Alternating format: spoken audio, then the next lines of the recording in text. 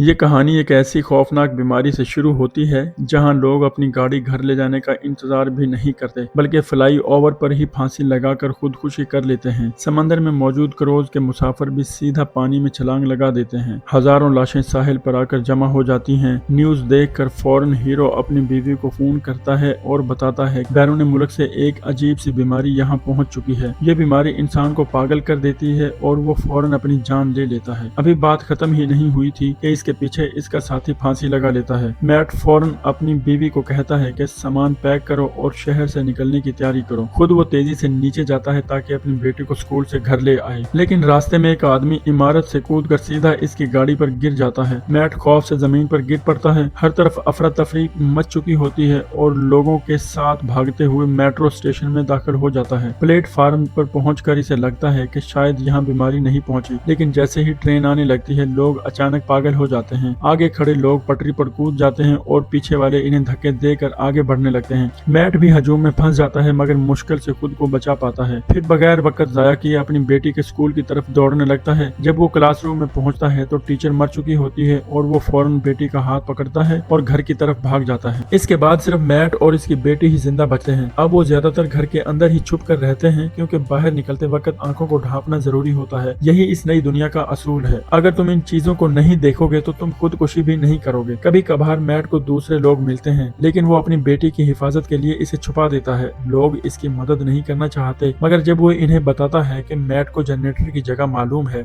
तो वो इसे अपने ग्रुप में शामिल कर लेते हैं। ये लोग रस्सी की मदद से बाहर जाते और रस्सी की मदद से ही वापस आते हैं। बेस पर पहुंचकर मैट देखता है कि वहाँ एक नाबीना शख्स भी मौजूद है। इस पर इस बीमारी का कोई असर नहीं हो रहा, लेकिन कुछ लोग ऐसे भी हैं जो देख सकते हैं और फिर भी इन पर कोई असर नहीं होता। इन्हें आंखें खोलकर देखने वाला कहा जाता है, लेकिन ये लोग आम इंसान नहीं बल्कि शिकारी हैं। ये नाबीना लोगों को धोखा देकर बाहर ले आते हैं और इन्हें मजबूर करते हैं कि वो इन चीजों को देखें और फिर खुदकुशी कर लें। नाबीना आदमी इन्हें बताता है कि इसका पूरा ग्रुप इन्हीं लोगों ने खत्म कर दिया था। वो जिंदा रहने के लिए खुद अपनी आंखें खराब कर लेता है। मैट ये सब सुनकर भी बिल्कुल खामोश रहता है क्योंकि असल हकीकत ये है कि वो खुद भी इन्हीं देखने वालों में से एक है। रात को वो चुपके से बस की चाबी उठा लेता है और यहीं से कहानी एक खतरनाक मोड़ लेती है। वो बस स्टार्ट करता है और इसमें सोए हुए तमाम लोगों को लेकर बाहर निकल जाता है। लोग इसकी नीयत समझ जाते हैं और इसे रोकने की कोशिश भी करते हैं मगर सिक्योरिटी दरवाजा बंद होने की वजह से वो नाकाम रहते हैं और हीरो आसानी से गाड़ी बाहर ले जाता है। इसी दौरान एक आदमी कुछ ऐसा देख लेता है कि जिससे इसकी आंखों में अजीब सी रोशनी चमकने लगती है और वो अगले ही लम्हे एक शीशे के टुकड़े से अपनी गर्दन काट कर अपनी जान दे देता है। हीरो इन चीजों को देख भी सकता है और मरने वालों के जिस्म से निकलने वाली रोशनी को भी। हर मरने वाला एक पाकीज़ा रोशनी खारिज करता है और हीरो का मानना है कि इन्हें मरने देना दरअसल इन्हें निजात देना है। इसीलिए वो अंधे लोगों को धोखे से बाहर लाकर इन्हें मरने पर मजबूर करता है। वो एक कमजोर औरत पर भी रहम नहीं करता, जबरदस्ती इसकी आंखें खोलता है और इसे बाहर देखने पर मजबूर करता है। औरत जैसे किसी के शहर में आ जाती है और सीधा चलती हुई गाड़ी के पहियों के नीचे अपना सर दे देती है। नाबीना आदमी इससे पूछता है कि वो ऐसा क्यों कर रहा है, लेकिन हीरो जवाब देता है कि ये सब इनकी मदद कर रहा है। वो नाबीना आदमी को नुकसान नहीं पहुंचाता बल्कि अपना रुख दूसरी तरफ मोड़ लेता है। वहाँ एक और शख्स इन चीजों को देख लेता है और फौरन लाइटर से खुद को आग लगाकर जला लेता है। इसी वक्त हीरो की बेटी इसका हाथ पकड़ती है और कहती है कि वो बिल्कुल दुरुस्त काम कर रहा है क्योंकि इसी तरह लोगों की रूहों को आजादी मिलती है। हीरो अपनी बेटी से पूछता है कि इसकी बारी कब आएगी। बेटी कहती है कि सब्र करो, अभी इसे मजीद लोगों को आजादी दिलवानी है। वो कहती है कि जितने ज्यादा लोगों को वो आजाद करवाएगा इतना ही जल्दी वो अपनी बीवी और बेटी से दोबारा मिल सकेगा। असल हकीकत कुछ और ही होती है। कुछ महीने पहले एक खुफिया और खतरनाक तंजीम ने एक ऐसा तरीका दरियाफ्त किया था जिससे वो इस माफूकुल फित्र ताकत के असर से बच सकते थे, बल्कि इसकी ताकत को इस्तेमाल भी कर सकते थे, लेकिन ये तरीका इंतहाई जालमाना था। कार्ल बदकिस्मती से इस तंजीम के हाथ लग जाता है और वो बेबसी से देखता है कि इसकी बेटी की आंखें जबरदस्ती खोलकर इसे इमारत से नीचे कूदने पर मजबूर किया जाता है। शदीद सदमे और दुख के बायस कार्ल के अंदर एक तब्दीली आती है। अब वो मखलूक इसके दिमाग पर सीधा हमला नहीं करती बल्कि इसकी बेटी की शक्ल इख्तियार करके इसके साथ रहने लगती है। वो कार्ल से कहती है कि अगर वो 50 लोगों की कुर्बानी देगा तो इसकी बेटी दोबारा जिंदा हो जाएगी। कार्ल को एहसास से जुर्म से बचाने के लिए वो झूठ बोलती है कि ये सब लोग किसी जन्नत जैसी जगह जा रहे हैं और जो रोशनी वो देखता है वो दरअसल एक धोखा है, एक तरह का फिल्टर। बेटी की मोहब्बत में अंधा होकर कार्ल इस बात पर यकीन भी कर लेता है। फिर वो एक और जिंदा बच जाने वाले ग्रुप से भी मिलता है। हस्बे मामूल वो इन्हें भी जनरेटर का झूठा लालच देता है और इनका एतमाद जीत लेता है। लेकिन जब बेस पर इसकी तलाशी ली जाती है तो लीडर राफा इसके माथे पर मौजूद जख्म का निशान देख लेता है और यही वो वो लम्हा होता है जहाँ सच सामने आने लगता है। लेकिन जब ये लोग रास्ते में कार्ल से मिले थे तो उसने कहा था कि वो अकेला है। ये बात लीडर राफा को मशकूक लगती है क्योंकि वो पहले ही एक खतरनाक गिरोह के बारे में सुन चुका होता है। ऐसे लोग जो आंखें खोलकर भी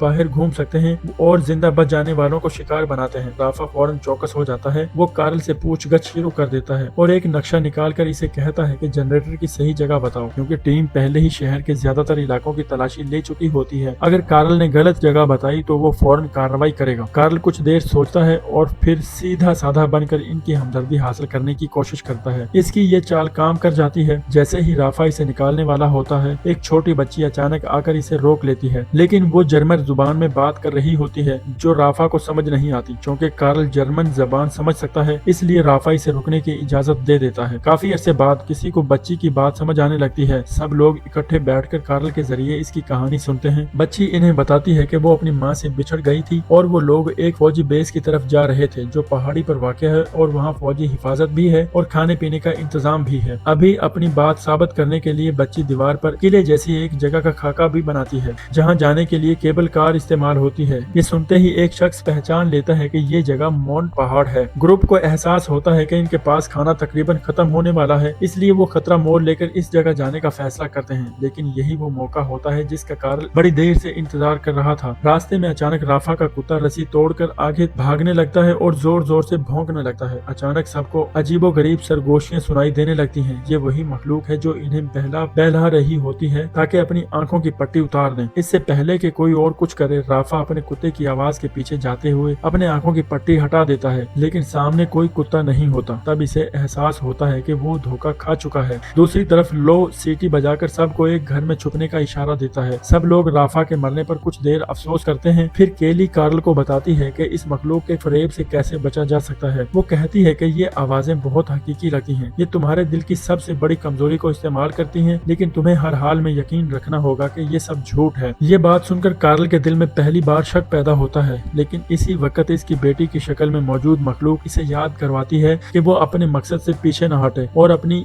बेटी को जिंदा करने का ख्वाब न छोड़े। ये सोचकर कार्ल ऊपर वाले कमरे में जाता है और खिड़की खोल देता है और लो को आवाज देता है कि यहाँ आकर देखो कि यहाँ इसे कुछ अहम चीज मिली है। लो बगैर किसी शक के अपनी आंखें खोलकर पट्टी हटा देता है और हैरत से कार्ल को देखने लगता है, लेकिन अगले ही लम्हे वो मेज पर रखा चाकू उठाता है और अपनी जिंदगी खत्म कर लेता है। लेकिन इस बार कुछ अजीब होता है। कार्ल को ये ना कोई रोशनी नजर आती है और ना ही कोई रूह का नूर। यही वो लम्हा होता है जब कार्ल को सच्चाई समझ आने लगती है। इसे याद आ जाता है कि कैली ने क्या कहा था कि ये सब एक फरेब है। कार्ल को एहसास होता है कि वो अब तक धोखे में था और इसकी बेटी कभी वापस नहीं आएगी। इसी दौरान केली भी वहाँ पहुँच जाती है। दूसरी तरफ वो मखलूक कैथोलो जो बेटी का रूप धारे हुए थी अब भी कार्ल को उकसा रही होती है कि कैली की आंखों की पट्टी हटा दे, लेकिन इस बार कार्ल इसके काबू में नहीं आता। लेकिन खतरा अभी खत्म नहीं हुआ था। वो खुफिया तंजीम कार्ल तक पहुंच जाती है और इसके पीछे अपने लोग भेज देती है। रास्ते में एक बूढ़ा जोड़ा कमजोरी की वजह से रास्ते में ही दम तोड़ देता है। कार्ल अपने गुनाहों का कफारा अदा करने के लिए केली को सच बता देता है। वो और एतराफ करता है कि वो आंखें खोलकर देख सकता है और ये भी कि इसने अपनी बीवी और बेटी को कैसे खो दिया। शुरू में केली इससे नफरत करती थी, लेकिन जब वो देखती है कि कार्ल सच में बदल चुका है तो वो इसे एक और मौका देने का फैसला करती है। वैसे भी अब सिर्फ कार्ल ही इन्हें महफूज तरीके से केबल कार तक पहुंचा सकता था। आखिरकार वो लोग केबल कार के टावर तक पहुंच जाते हैं। कार्ल फैसला करता है कि वो नीचे रहकर कैली और बच्ची को